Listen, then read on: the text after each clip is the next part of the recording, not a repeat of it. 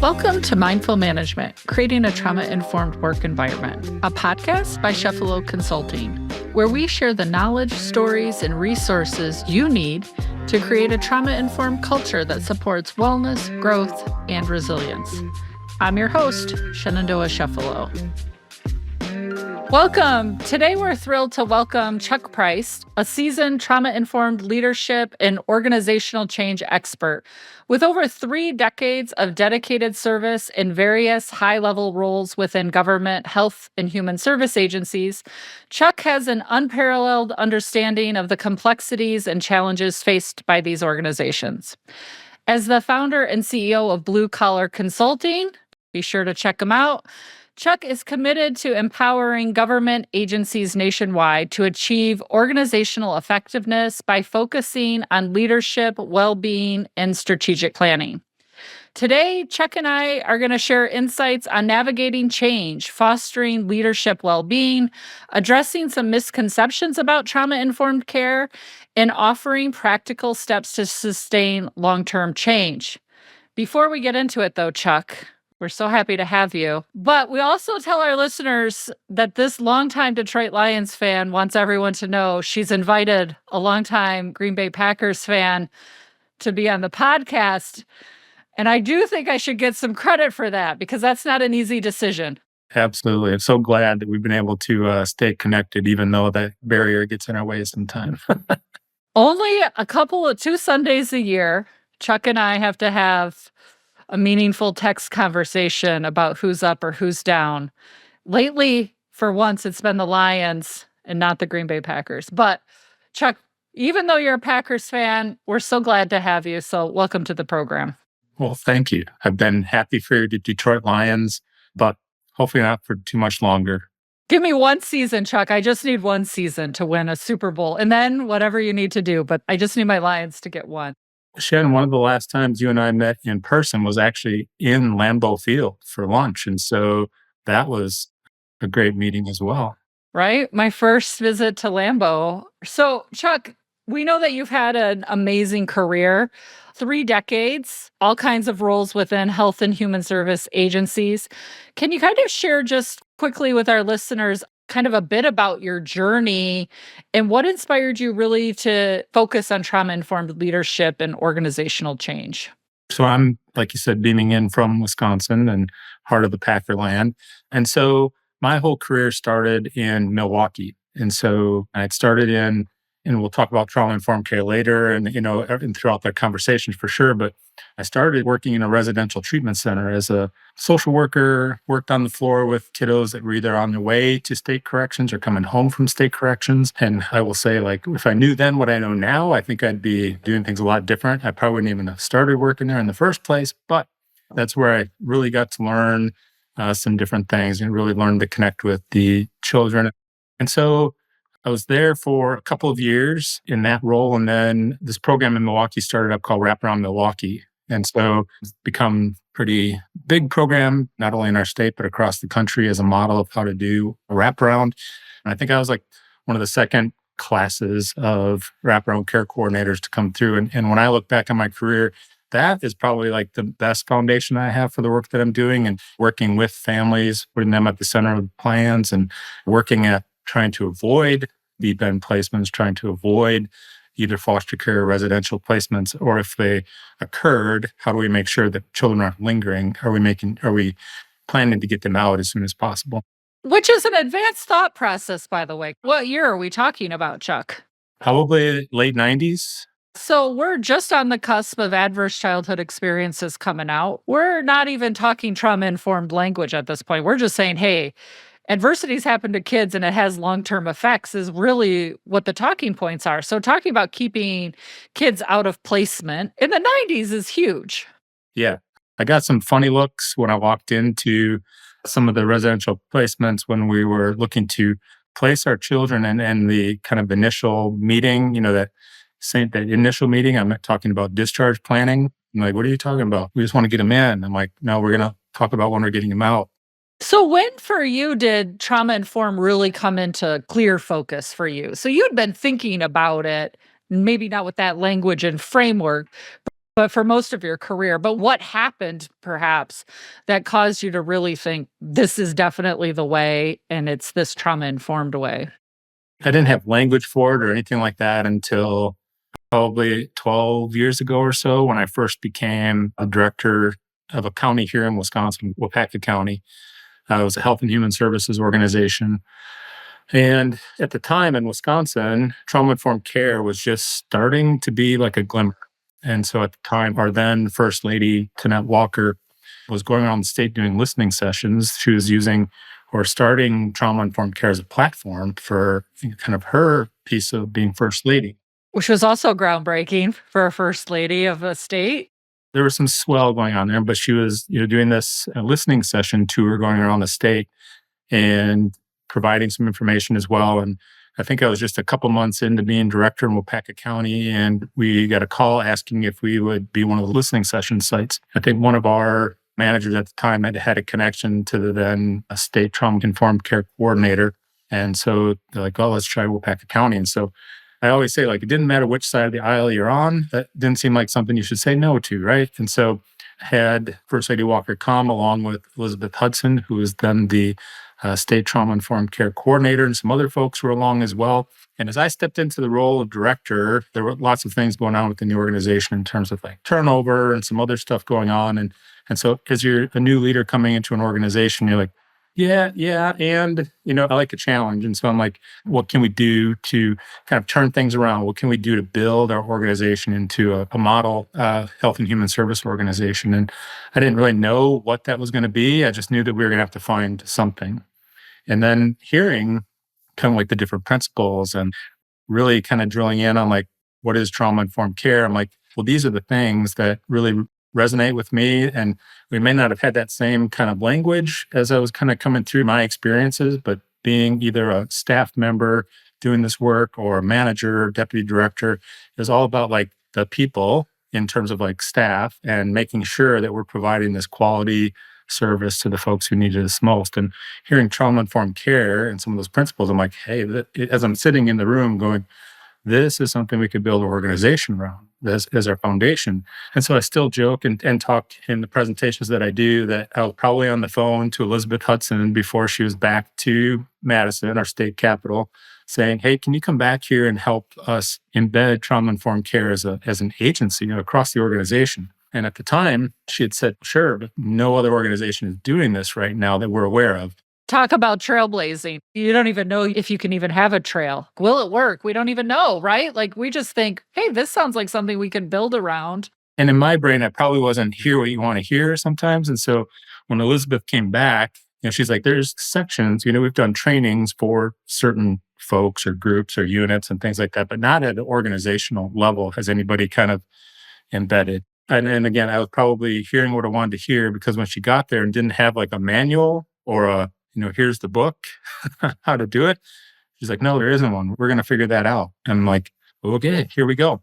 And in hindsight, that was probably the best thing that could have happened for us because then you don't have anything. We didn't have any grants. We didn't have any pilots to follow and things like that. At the time, First Lady Walker did have a pilot going. I think Fostering Futures is what that pilot was. And so there were some counties that were in, ours was not. We're like, well, we're just going to go do it. This is the thing to do, right?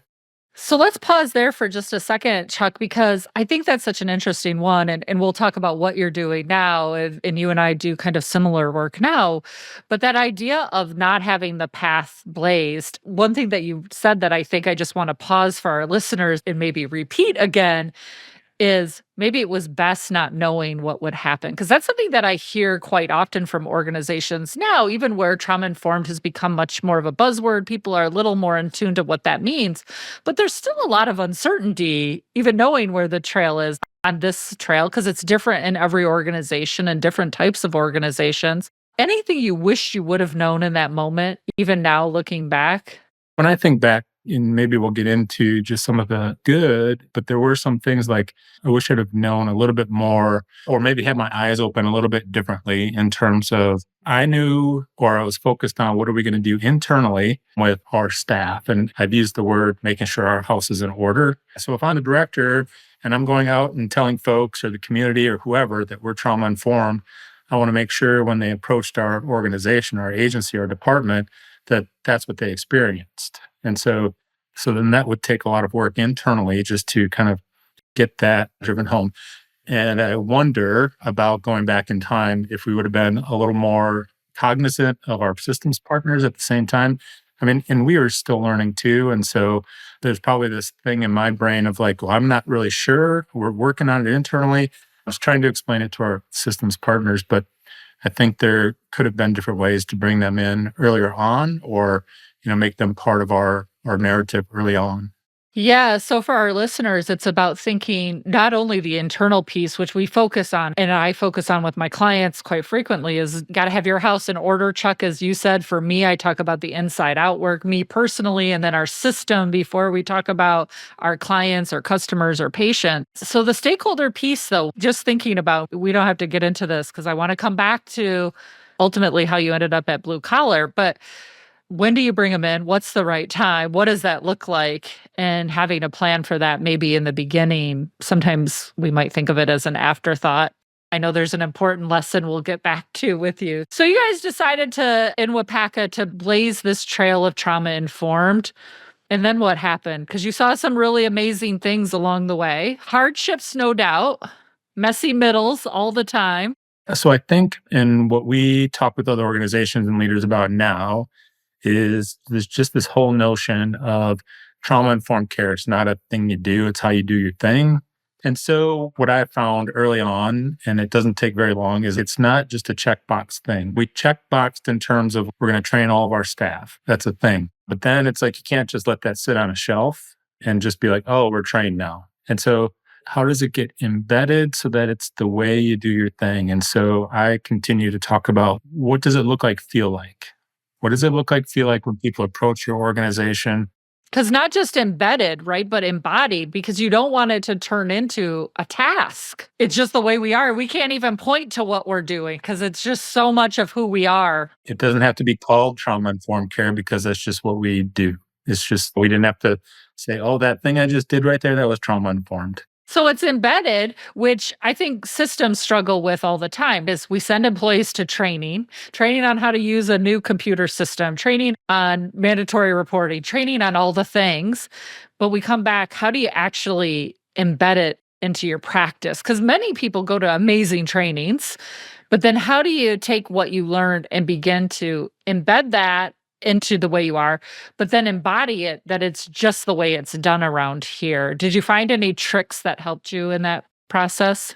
I don't know if it was necessarily tricks, but maybe just mind shifts and validating folks. And so some of those things were like thinking about like, it's not good enough for our families. If it's not good enough for our folks, then it's not good enough. And would ask questions. If you or your family or close family members or loved ones were in need of services that we provide, would you refer them to us? Would you tell them to come to us for that service, or that we could help them? And if the answer is no, then we have some work to do. And so just that thing, if it's not good enough for us, then it's not good enough. And trying to separate and blur that line between us and them, and that get away from the everybody's a number or referral, or bring the human back to human services is another tagline that I use a lot. We're just giving you all kinds of sound bites today, Shen. They're good sound bites, though, and they're good sound bites not just for human service, because every system, every agency, I was just having this conversation with somebody, whether we work at Boeing or whether we work at Google or whether we work at Wapaka Human Services or we work at Denver Judicial or we work, whatever system you want to talk about, it's made of human beings and you're impacting human beings. And all those human beings bring all their stuff with them. And we're complex creatures, so they're not easy answers. So, what's your proudest moment at Wapaka? I don't know if I can speak to like one thing, but I think it's the overall thing. So in the hallways of Wapaka County Health and Human Services. And so the building up and supporting and developing of our management team, our leadership team, to be trauma informed, but to be leaders, not just within their own respective units and their own expertise, which they all had, but as an organization, really understanding how that trust is built and everything happens at the speed of trust and all those types of things. And I'm proud of the team that we built in terms of like the management team. And we built that around the trauma informed lens and using those same concepts that we would use for those that we're serving, brought that into our leadership team to say it's the way we do our thing. And so I think what I mean about that too, and like the feel that I would say is if somebody came in and sat in our management team as we were really clipping along, I don't think anybody could have really determined who was leading which unit, or nobody sticking up and saying, I'm the agent. Everybody all in for, I'll just say, this may sound corny, but good of organization, not good of my unit. And so really having that mentality, of course, we're supporting our staff and supporting the service that we're doing. But if we can't get to this organizational level of function and health and trust, then those other pieces of the organization, those other services deep into the staff level, there's just not, we won't be as effective. We won't be as healthy if we're not healthy at the top of the organization. I think it's such an important piece, though, that you say it's not a thing we did, it's a feeling we had. It felt different to sit in those meetings. It felt different to walk in those halls. And I just think that's important for listeners to hear because I think sometimes we're waiting to what's the data we can record. You and I've talked about analysis paralysis and those pieces before. And while they're important and crucial very often, it's also important to be like, some of this work is about things feeling a certain way versus, hey, we're doing this task and it's giving us this result, right? But that intangible can sometimes be hard to describe and something you can only see looking backwards. Exactly. And I think I felt that more once I was gone from WPACA and folks explaining and saying, and as folks had left WPACA or things like that, saying, oh, that was different there. Or new people coming in from other organizations saying, this is different here. So let's talk about that. You had an extensive career at WPACA. If people are interested, you had a whole journey. You did some amazing things, by the way, in foster care numbers, but we'll let people find out that information on their own. But at some point, you took a bold step and decided to found Blue Collar Consulting. We'll make sure everybody has a link, by the way. We'll let Chuck talk about all of his dogs and what led to Blue Collar Consulting. But can you share kind of the journey and vision behind Blue Collar? And what's the gap that you were really trying to resolve when you founded it? So with Blue Collar Consulting, if you looked at like our mission, vision, things along those lines, it's about using some of these same taglines that I've said already. So all through my health and human services career, I talked about bringing the human back to human services. And as you've already alluded to, it's not just human services, it's across. And so really bringing the humanness into the workplace or recognizing the humanness in the workplace. A lot of my career, as you said, spans 3 decades, which is crazy. And as I stare at myself in the screen here, I joke when I do my presentations, like when I start, like you can't see me, like no hair right now. So when I started, I had hair, it was long, it was dark. And so going back all those years, I think what I bring to the table with Blue Collar Consulting then is like the years of leadership for sure, all of those different experiences. And then especially the experience within Waupaca County and the trauma-informed care transformation that we had gone through and how all those things intertwine. And so trauma-informed care is a piece of that, but it's all of those things that are all lumped together and intertwined that we bring to Blue Collar Consulting. And my hope is to be able to work in what we're doing, working with leaders and organizations who are looking for a thriving, resilient organization, healthy. We do that through a trauma-informed care lens, and organizations don't necessarily have to be trauma-informed experts to tap into Blue Collar. We can talk about what that means. We can talk about what a healthy organization looks like and all those types of things, and working with leadership teams to really develop into the strength of the organization. And it's myself who brings 30 years of experience, and half of those is probably a deputy director or director of county health and human service organizations or departments as well. Which brings with it some baggage. Because there's also some, I'm guessing, packed into those 30 years, not everything is sweetness and light, right? There's some heavy stuff that you've had to deal with. You talk about funding, budgets, that aspect of it, but changes in leadership that require you to change stream midway sometimes. How do you think that impacts the way you look at Blue Collar and the clients that you serve today? I think it gives me the ability to talk to leaders as they engage in change, or if they're talking about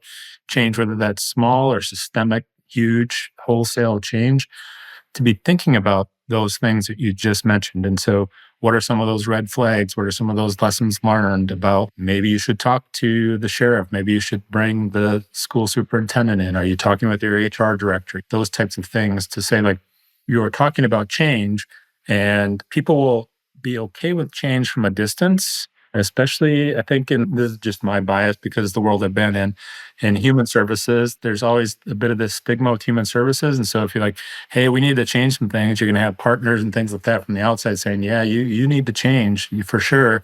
And then when you start to change, the things that we talk about with leaders and organizations is when you change internally, and that whole piece that I was talking about, making sure our house is in order, it will inevitably get beyond your walls real quick. And so if you're changing the way you do things, it's going to impact the way you're doing things out in the community, with the people you're serving, with your partners, to where people are going to start questioning, like, what's going on here? What is this? And it's uncomfortable and we don't like it. Yeah. Even if it's good stuff, it might be different. And there may have to be a mirror held up to myself and this other organization or this other department, this other piece of service that maybe I'm not ready to do or I don't want to do. So, Chuck, two things. One, when I was preparing for this, it's harder when it's a person that you know because listen, Chuck and I have been in lots of think tanks together. We've been parts of lots of pilot projects together. We'll have Dr. Amelia Frankmeyer on the podcast in a few episodes. But one of the things I noticed as a recurring theme, just looking through the blue collar stuff, was you said in various ways, but many consultants aim to guide leaders through culture change, but few succeed. It gets to the heart, for me at least, what I hear in there is a little bit about what you're talking about, the partners who don't want to change. And why is change so hard for so many of us, do you think? Because sometimes I think we have to take a look at energy that you have to put into it. So if it's just me as a person, I have to change, that's one thing. And having to take that look in the mirror going, oh, I've been thinking this way for a long time. I've been doing this thing for a long time. This is going to take some work. And so some of it's going to be easy and some of it's going to be that continual. And you don't want to feel like a failure. You don't want to feel like I've been doing this wrong the whole time.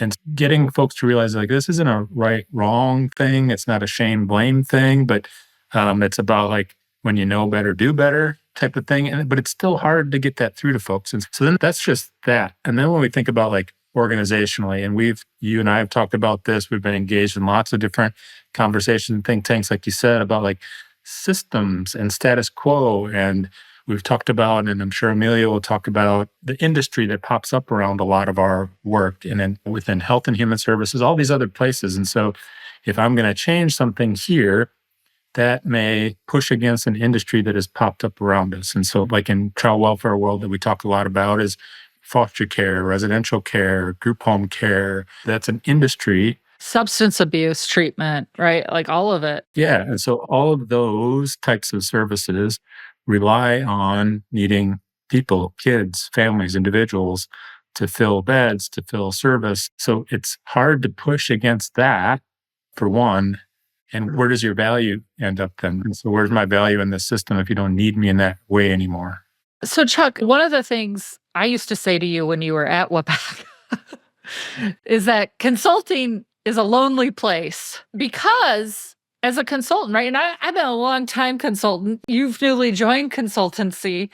Now that you've left a big system and you've come out to consulting, we get to have these conversations about, hey, you know what's really wrong? Because we have the complete safety to just call it out. That's one big piece is, as the outside consultant, my job, can a client fire me? Yes, of course, but there'll be other clients. My job isn't so dependent on making this one specific person or this board of directors or this group of people happy as a consultant. But that also comes with some challenges of its own. What's the biggest change for you leaving that team system environment into now the consulting world? Just for you, talking about change is hard, but what's been the hardest shift and adjustment for you, do you think, besides a steady paycheck? That is definitely for sure. I wasn't going to say it, but since you mentioned it, no. People don't understand that when you work for yourself, no one is writing a check that is direct deposited into your account. So that's a thing. But besides that, what do you notice is the other thing that's maybe been the hardest change for you? So I think just because you want to be a consultant doesn't mean that people are going to find you or want to work with you or anything like that. So you open up your virtual doors as we did almost to the 3 year mark. And it's here we are. And then like, how do you get folks in? And so that word of mouth and things like that. And so I think some of the obvious change is not having that bricks and mortar place to go to and not having your team. And so I was a director, deputy director for better part of 13, 14 years, where I was in the leader of the organization, right? And so now I'm like the leader of two dogs and that's about it. Nobody else in my household listens to me. So the two dogs, and they rarely do. So I think it's about there's the good and then like the unknown. We have the freedom to work with folks that want to do this type of work, right? And so as we are thinking about the way we think and have found the work to be successful and healthy, if folks are open to wanting to work with us with that, or you want us to support them in that kind of way of doing things, that is the greatest thing ever, right? I get to do the things that I like to do with the people who want to do it that way. And so I haven't put myself in a position to be forcing myself into places. I'm not going to force this way of doing things. And it felt at times, especially in the WPAC where I was last director, sometimes you feel like you're forcing this way of doing things on people. So where I'm sitting here, I'm helping support folks and walking next to them. I'm acting as more coach mentor than I am leader, driver, and driver of not like driver, doer, but here's what our organization is doing, where we're going. This is like, where do y'all want to go and how can I be helpful? And word of mouth, being able to get lots of folks to be working with us because some of the folks had heard about the work we had done in Wapaka. Because as we see now, everybody, for the most part, and I'm sure you see this too in the work that you do, if we went and did a presentation today and asked people to raise their hand if if ever been trained in trauma-informed care or know about the ACEs. Just about everybody in the room raised their hand now.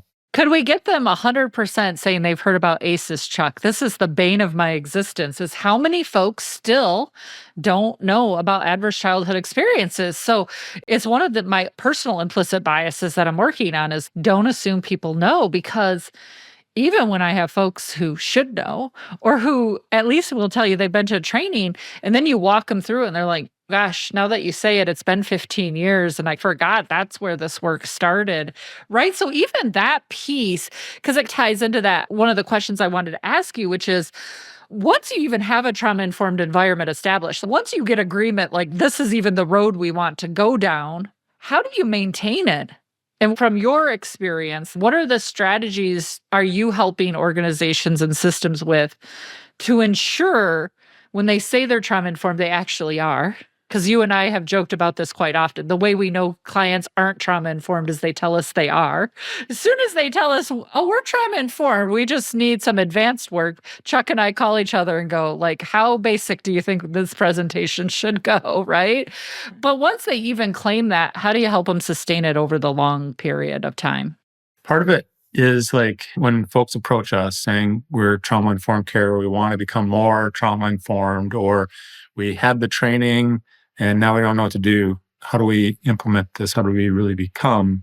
And so the way we've gone about it is we go back and do like a refresher, context setting, baseline setting of it. So if we're working with an organization, it's all agency. Here we go.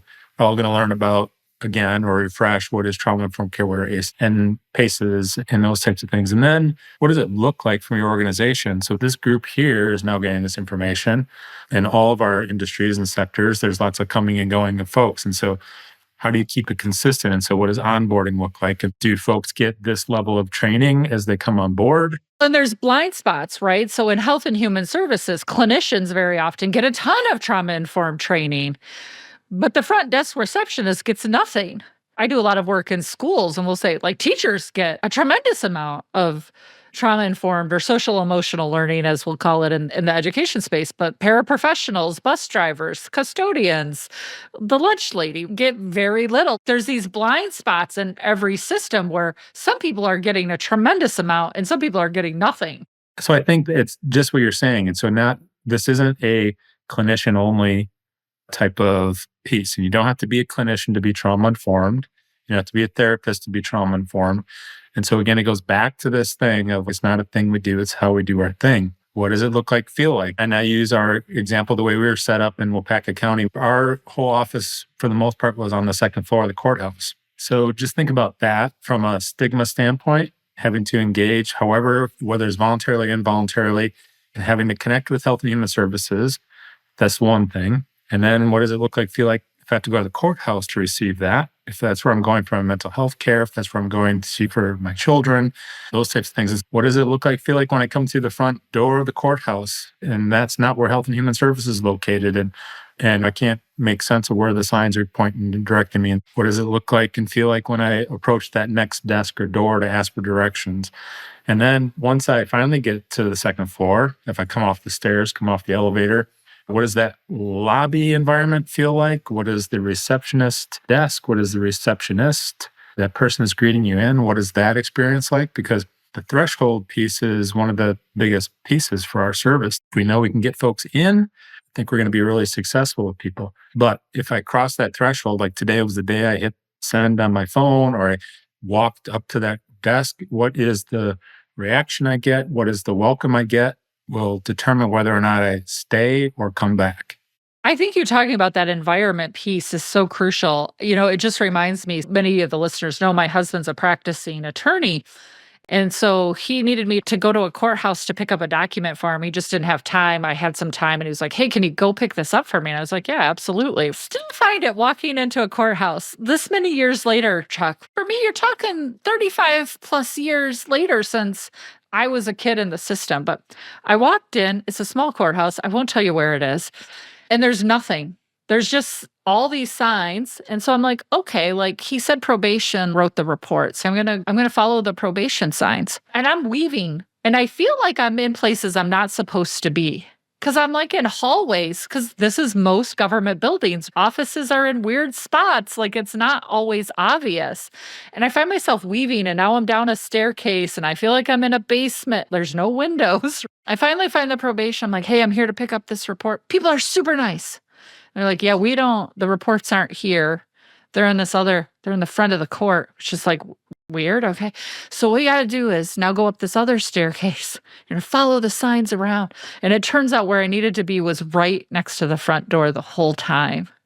But I just thought about, listen, I'm a complete person. This isn't my report. I'm just picking it up for a person. But you just think about that whole process of there was no receptionist. There was no like, hey, what do you need? First off, who's just wandering around the building? I just had questions galore.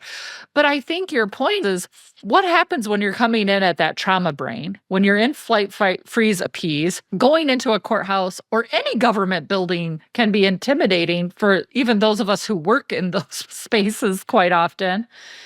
And then what if I'm trying to wrangle two toddlers or I'm parked illegally or I'm paying for parking and how much time is this taking and how do I afford, because this happened to have free parking, but not all government agencies have free parking to get to them. That piece is super critical. And I'm just wondering, especially in government systems, I think, because that's a big chunk of what you do and what I do. What's the one tip you think, if there's a listener out there what's one small thing we could do to make things more approachable, not only for clients that come in, but for our staff? Do you have a tip? Ask. This is why we ask Chuck, by the way, to ask what they need. Yeah, because I think we're good in the big sense of thinking we know what people need. And so we talk a lot with our folks that were in charge of like treatment plans or care plans and things like that. We're good as professionals. We could just go in an office and come up with a really good treatment care plan and then hand it to the person who is going to have to follow it. There's no buy-in. I didn't need that. And so if I ask you what you need and what you're looking for, that kind of sets a different tone of the conversation. And so when we had done some things, we had done like a start, stop, continue exercise with our staff. What are some of the things we should stop doing that isn't trauma-informed? What are some of the things we should start? What are some of the things we're okay at, we should continue investing in? One of the things that receptionists told us is, can we get rid of the phone tree, right? When you call in and you get the message, dial 1 for blah, blah, blah, 2 for this. And then we would joke, if you're like me, you go right to 0, right? You just keep hitting 0 so you get the operator. And if that works, you get the operator, and the receptionists were telling us, well, by the time people get to us, they're already mad because they haven't reach who they want to reach, or the thing didn't work. Can we just turn it off? Can we just answer the phone? I'm like, yes. Today, you hit the off button, right? And it wasn't my idea. It was, what do you need, right? And then from our people being served, asking them, we think we're trauma informed. We think we have a welcoming lobby. We think we're okay when you come to our reception desk. What else do you need, or how are we doing, type of thing? And so going back to the folks that are being served by the organization, the people that are most impacted by what you're doing, I think will get you much further ahead than us trying to come up with what we think. We might have some nice initials behind our names, but that doesn't mean that we are an expert for those being served. Now everyone knows why we're friends, Chuck, because anyone who knows me is I used to be a kid in the system. It was the thing I used to say all the time is, and I remember before we were in the system, I was homeless with my mom on more than one occasion. And people would be like, oh, you're homeless, you need socks. And we'd be like, we don't need socks.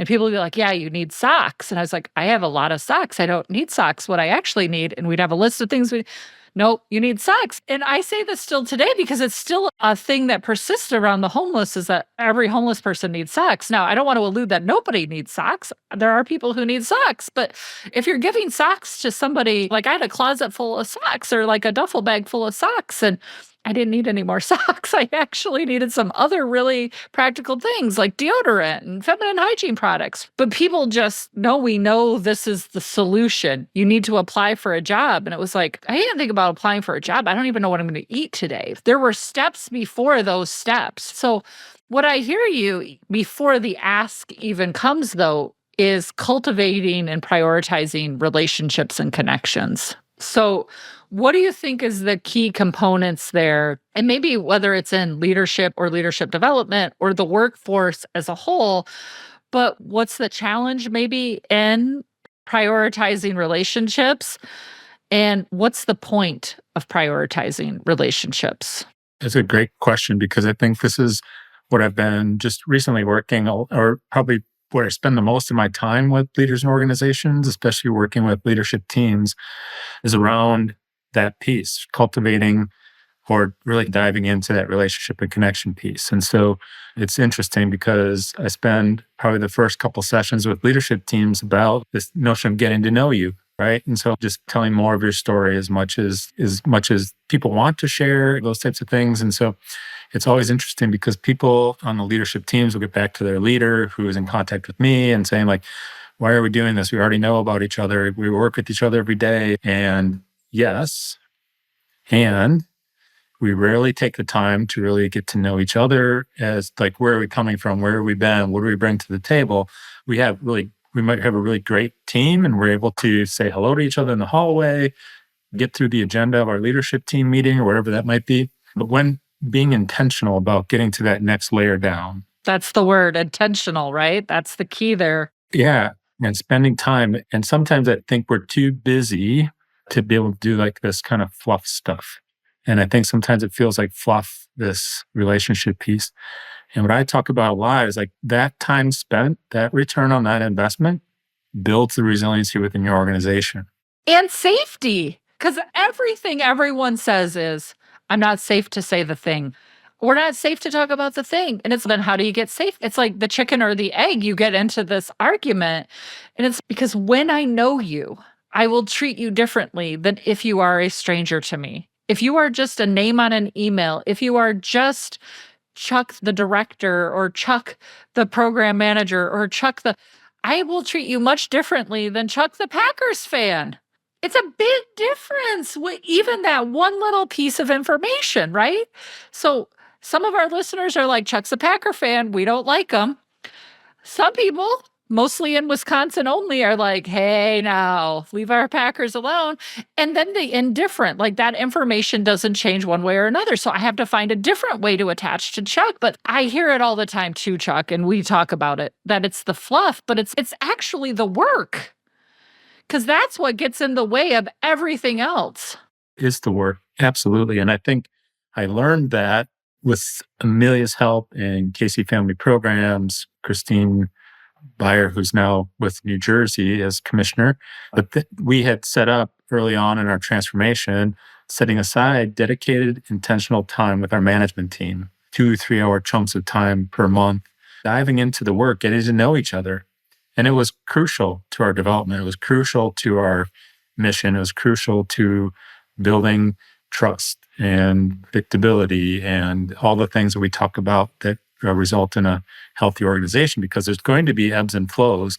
It's not going to be smooth all the time. You just don't want like these big hits to take you all the way back either to an old way or tank you or get to this toxic level. A strong team will be able to catch it in that messy middle and then get back over. Because we also want to disagree. I say this all the time. I don't want to be a part of a leadership team where we're all just nodding our heads in agreement all the time and then calling that functioning, right? It's no, I want people to disagree, to push us, to think outside the box, to bring new ideas that might challenge our old ways of thinking. And if we're going to challenge each other, there's going to be conflict. And a good relationship is working through that conflict. And it took us a long time to get there. As a team, when you have 12, 13, 14 people around your team, around the table, it took us a long time to get to that place, myself included, about what does that look like. And so using some of Patrick Lencioni's work and talk around getting rid of artificial harmony, diving into healthy conflict, and understanding what that means and what that looks like. It's okay. Chuck, if you have links to these resources you're talking about, we'll provide them in the podcast as well. If you want to ship those to me, I'll make sure we get that. Yeah, I think sometimes we get distracted with this idea that wellness means we all get along and we all agree and we're all 100% love each other. And it's no, like there's going to be conflict and disagreement. And can we do that in a healthy way? Because disagreement and conflict is good for organizations. But I think we're so worried about disrupting the apple cart that we do this appeasing, which is a trauma response of, oh, Chuck's upset. What can I do to just make you happy? And then we don't see the long-term effects of that short-term solution. So creating that environment where you can have the disagreement, where you can sit, or here's what I'm thinking, or the ability to be curious, tell me more, I don't understand. So I've been doing lots of work with organizations just recently about this notion. And did I have a chance, like when we sat around the management team meeting and we made this decision, did I take my opportunity? Did I take the chance to say what I needed to say or get my answers? And maybe I don't necessarily 100% agree with everything that gets decided, but I had an opportunity to be curious. I had an opportunity to ask questions. I had an opportunity to state what I was thinking. And now I, as a member of this team, as a leader on this of this organization, I have to be able to go out this door and be aligned with my peers here to push the message forward, to carry this decision forward. Otherwise, if we just go about with our artificial harmony and just wave a smile and head out, we get meetings after meetings. I can't believe we made that decision, and I don't know if I can do this, or I'm not going to support it when I get to my staff. And then that kind of disrupts the whole organization as well. That causes conflict, that causes daylight between units, between leaders. And so having that trusting environment where you can say and be safe saying what you need to say is hugely healthy and helps take those messages further, and it will impact your staff. Yeah, I just had this conversation with a client where I was doing some work with clients and with the staff, and they said, oh, yeah, when mom and dad fight, talking about the two leaders in the organization, when mom and dad fight, and then we're just trying to figure out what's happening. And I was like, can we just talk about why are we uncomfortable that mom and dad are fighting? What's that about? It was just a really interesting conversation to lead through. But I think it's something we have to examine is, are we afraid of conflict in our organization? Because for me, if the answer is yes, that's a huge red flag. If we don't have a healthy way to disagree, we talk about the big things like turnover, gossip, bureaucracy, silos. We talk about those big things. But to me, one of the big things is that can we disagree in a healthy way in this organization without it derailing us? So, Chuck, we're creeping up on our time. I have 12 more questions I want to ask you, but this just means we'll have you back again. But what maybe key advice would you offer to leaders and organizations that are just beginning their journey towards trauma-informed cultural transformation to ensure that maybe they start on the right foot or they build a strong foundation for long-term success? Can you offer any key advice for anyone who's, man, I don't know if I want to do this. It sounds like a good idea, but it also sounds like it could be a bad idea. What's one piece of advice maybe you could lend to get them going in the right direction? So one, I can say it's totally worth it. If this is what's of interest and this is the path you have chosen, you will take you to some pretty amazing places. But you can't tell these days, and you're hearing my voice, but I've ran like 4 marathons in my career. And so what I will say is, and my deputy director in Wapaka would say, don't say marathon, but or running or anything like that. So this is a marathon. This is not a sprint. And so if you think you're going to get there quick, it does not happen that way. And so if you're in a marathon and you're going to sprint the start, you will crash and burn. And you either won't finish or you'll take you forever. And knowing even if you get to the end of a marathon, there are going to be hills, there's going to be encounters that come along you weren't anticipating. There's going to be muscles that cramp that you didn't think you had. And so just being ready for that. And how are you ready for that? You're ready for that by building up your team around you, your support team. And so how do you dive in and constantly you get everybody this bigger picture of where are we going, what are we doing? But then really my advice has been to concentrate on your leadership team to help you push this. It doesn't have to be completely shouldered by a leader. You have to have like the vision and here's where we're going, but building up your leadership team to know that there's going to be ebbs and flows here.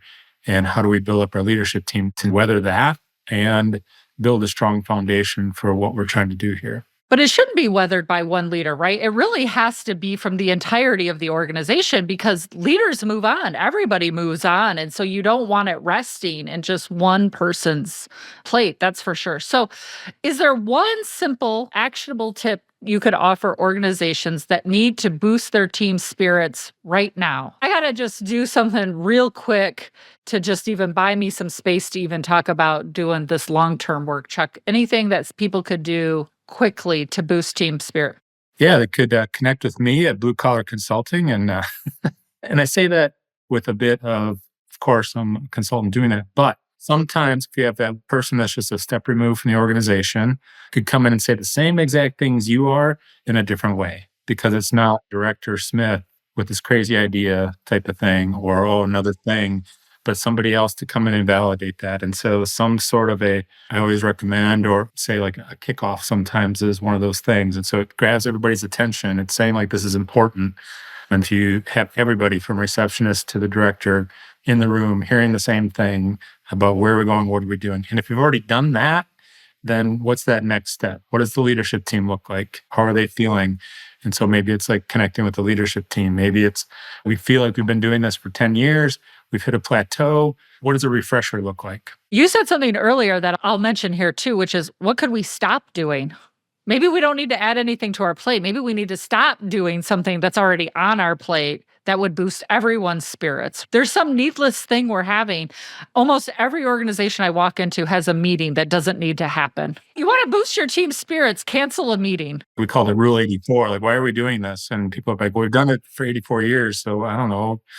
And you can question it because you'll be like, maybe we've done it for 84 years because it works and then we need to do that. And okay, good. And then the other side of that is, I think it's time we stop this, you know? I have some quick fire questions for you, but before we get there, as we near the end of our chat, any special aha moment that when you first saw the positive impact of trauma informed change that you've been championing? So some special aha for you. I keep saying now it wasn't an aha as much as it now looks like a duh moment was when we brought trauma informed care training to our whole organization and we learned about ACEs and anonymously people had done the ACE and seeing that 33% of our staff had 4 or more ACEs. It was like this duh moment of course, it's about what we're doing with the folks that we're serving. But then it was like, oh, our staff need is just as much support and same approach as what we're trying to do for those coming through the front door. And so it was an aha or dull moment for me and for the organization as a whole. This blurring, I've experienced this too. And it stopped a little bit of the othering, I think. And I would bet they just took the original 10 questions. If we talked about the expanded ACEs and how we talk about now 3 realms of ACEs and all of those, the number's much higher even with staff, right? We know everybody has experienced something that overwhelms us. I think that's a good one. I love that you're calling it your dumb moment and not just your aha moment. So, Chuck, I love some quick fire questions. What's the last book or what are you binge watching that's caught your attention? Why did it stand out? Share it with us. Last book I just read, a friend and colleague, Yeah, we love Jessica Price. It's on my list. I just read Broken, Transforming Child Protective Services. For me, I really appreciate how Dr. Price has written this book, reminding me a lot of my experiences in child welfare as a worker. And so hearing and seeing some of her thoughts and how she's evolved in this work, and then knowing that she was in the same circles and same cohorts as we have been, there's lots of connection, I would say, in terms of what she's doing. And so I think it's a must read for folks thinking about or in the child welfare system in terms of the work. Be passing it on to my son who's in social work right now to say, give it a read, give it a look. Maybe change the way you're doing social work, right? Are you binging anything besides baseball? You're a huge baseball guy. What are you watching besides baseball? I'm a huge baseball guy, so it's in a weird way. I binge Brewer baseball, Milwaukee Brewers. And so if the TV's on at night, it's got Brewers on it. If you could have dinner with any historical figure or contemporary leader, who would it be? What would you ask them? It's going to sound a little weird, but Barack Obama comes to mind right away. What are you asking him, though? Like, we all know why you're going to have Barack Obama. I think all of us love him or hate him. You'd want to have dinner with the guy. But what would you ask him? What caught my attention in one of his books, and it's not anything like crazy, but to this point around like solving problems, right? And so being a leader within an organization, I'm solving these problems, right? Within my organization. And sometimes I felt like these were like enormous things. Like, I don't have an answer for this. And there's always somebody I could go to, or maybe think I could go to at the next level. And one of the things he had said, like, when the problems get to me at president, there's nobody else to go to, nobody else to come up with the solution. If they did, they would have figured it out. And so how do you deal with the weight of those decisions? How do you deal with the weight of the consequences, indirect or direct? Because even at my level of being director in a county, decisions I made had impact. And so it had impact on me, it had impact on the community. And so I don't know, it would be that weird kind of a nerdy conversation. I'd love to come join you. What's one hobby or activity that's consuming you right now? Your love, your passion? I could take a stab, maybe golf. It is golf. You're right. I know Chuck pretty well. I can usually come up with that. And it's horrible because the more I get involved, the worse I get. And so it's a love-hate relationship right now with golf. All right. I'm going to hook you up with Jerry. He's improved his handicap quite significantly over the last 2 years. Before we wrap up, anything else you want to share with our listeners? A final thought, a piece of wisdom, anything at all? I would just share just a little plug for Blue Collar Consulting. If you are interested by any of those things you had heard today, any of those nuggets, certainly feel free to reach out. I'd love to be able to chat with folks just to see where you're at and where we might be able to help support you or your agency and your journeys, for sure. We call ourselves a boutique consulting firm. It's myself and my co-owner partner, Brooke Senna, who's a licensed marriage and family therapist and holds an MBA. And we love to be able to dig in with organizations and leaders, and then have a few coaches that can help us with leadership teams as well. And I think we're positioned to help support leaders and organizations become resilient and healthy. We love that. We always need resources. We'll put in the podcast and all the notes, links to Chuck and Blue Collar's social media, their website, all the ways that you can reach out. We'll send you links to some of the resources we talked about today, including the books Chuck mentioned. We'll give you a link to Dr. Price's book as well in the end, so you can read what Chuck is reading. And let us know, reach out. The one thing I know about Chuck is he's easy to find. He'll respond to your emails. We thank you for listening. You'll for sure see Chuck on a show in the future. I'm sure of it. There's lots more questions we could deep dive into. So let us know. What are you thinking about? What would you want to ask Chuck? And we'll be sure to get answers for you. Until next time, remember, you can make changes one step at a time. We'll see you then. Mindful Management, Creating a Trauma-Informed Work Environment is brought to you by Chefalo Consulting. To learn more about Chefalo Consulting and our trauma-informed change management and professional development solutions, please visit chefaloconsulting.com. That's Chefalo, Chefalo, consulting.com. Make sure you don't miss these transformative conversations by subscribing to Mindful Management wherever you get your podcast. Thanks for listening. And remember, change happens one step at a time.